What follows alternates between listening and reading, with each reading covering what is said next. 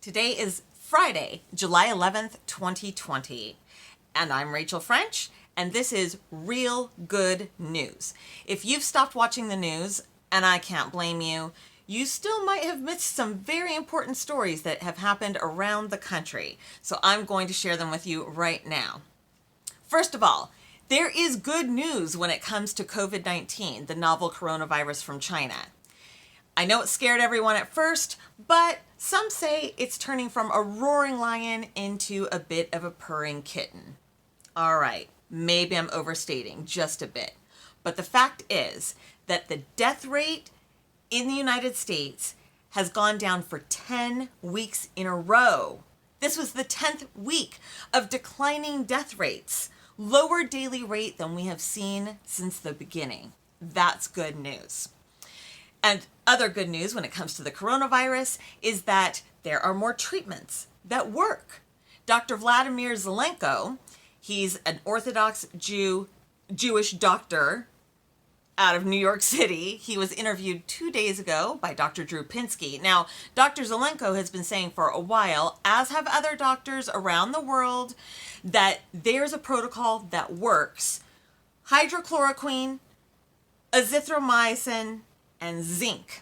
He's using it, it's working. Plus inhaled steroids. In fact, within his own little community, this Orthodox Jewish community, he has seen a decrease in hospitalizations by 84% using his protocols. And the survival rate is more than 99%. And that's among people who are diagnosed with COVID-19.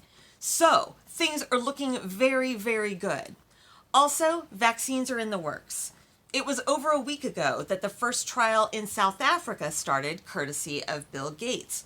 Also, the University of Maryland is running a trial. In fact, a man there named David Ratch believes that he may have received the first effective vaccine.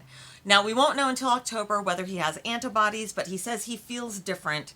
If he has antibodies, Pfizer is ready to make 100 million doses of this vaccine by the end of the year, and to create 1 billion doses in 2021. This is very good news. There is also good news coming from the White House. Trump just signed the Hispanic Prosperity Initiative, which is designed to help young Hispanics, and Hispanics make up 60 million people of our population. It's designed to help young people have greater opportunities for educational, professional, and economic success, including entrepreneurship, which we know is a great way to manage our own lives and wealth. Trump also pushed back on the Centers for Disease Control regarding their guidelines for opening up schools. In a tweet on Twitter, Trump said these guidelines are tough, expensive, and impractical. He wrote, "I will be meeting with them," 3 exclamation points, and later that day he did. Now, the director of the Centers for Disease Control did come out and make it very clear that they did not change any of their regulations, but he admitted they're not regulations, they're not requirements, they are guidelines. So that's also good news. Good news also out of the White House and related to higher education. So Harvard has decided that they will do their entire 2020 to 21 school year online, completely virtual, no classes in person on campus, none. Of course, they're not going to discount tuition. Why should they? At the same time, Trump has made I forget what you call it. He says that students will have to make other arrangements or leave the country if they are engaged in an online only program. So if you're an international student and you're here and you're not attending courses in person, you won't be able to stay. In fact, U.S. Customs and Border Protection will not let students like this into the United States, and the U.S. Department of State will not be issuing visas to students who are enrolled in fully online programs or fully online schools. Now, other news related to the presidency, we do have an election coming up, and you may not know Kanye West, but Kanye West is a rapper, and he's married to Kim Kardashian. You know, the one with the big badunkadunk, who got famous for, doing the dirty on camera. Well, Kanye West is running for president. He announced this week. He waited so long, though, that if you want to elect him, you're going to have to write him in most states. But still, he's an option.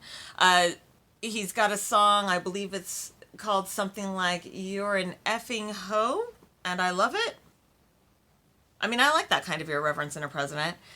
He also is known for saying, "My greatest pain in life is that I will never get to see myself perform live." A good president has a solid ego and sense of self. All right, more good news. Out of Alabama, 100 flags were stolen from the First Baptist Church in Alabama. They were there for an Independence Day celebration. Every flag had the name of a veteran on it. The church was disappointed, felt that they had been disrespected. They were ready to go buy new flags when suddenly many of the flags were returned with a handwritten note that said, in part, "I am sorry for taking the flags. I did not mean any disrespect. I know it was wrong. I was drinking and I had a dumb idea. Please forgive me. I'm sorry. The flags are beautiful and I love God and America." That's a happy ending. But it's even a happier ending because on Facebook, the church gave this announcement. "We would like to let whoever it was, since you didn't sign your note, know that your apology is accepted and you are invited to attend our church services anytime." Good news from good people. More good news, also related to a church, this time in Jonesboro, Tennessee.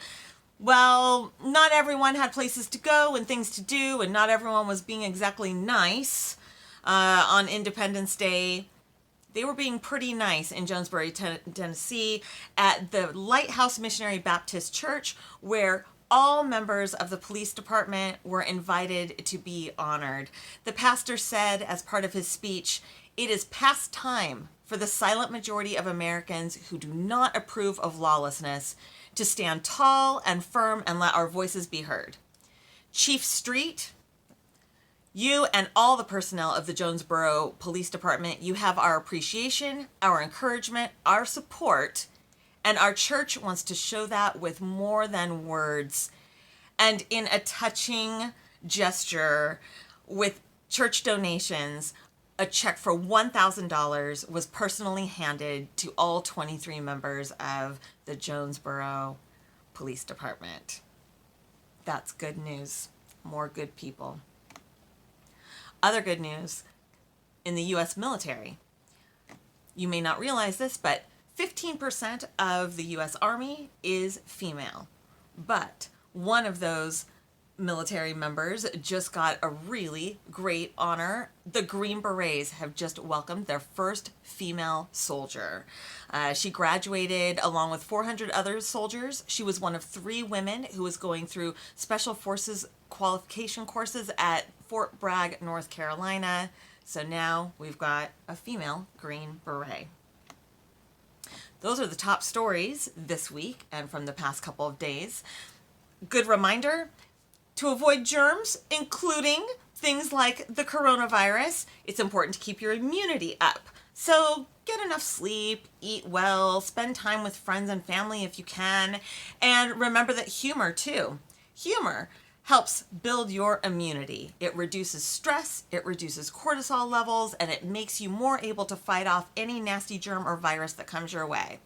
So, in that spirit, let me close with this little ditty. A couple is at church, listening to the sermon, when the wife turns to her husband and says, "I just let out a very long but silent fart. What should I do?" And her husband turns to her and says, "You should get a new battery for your hearing aid." And with that, we close the July 10th, 2020 edition of Real Good News. Stay happy, stay healthy.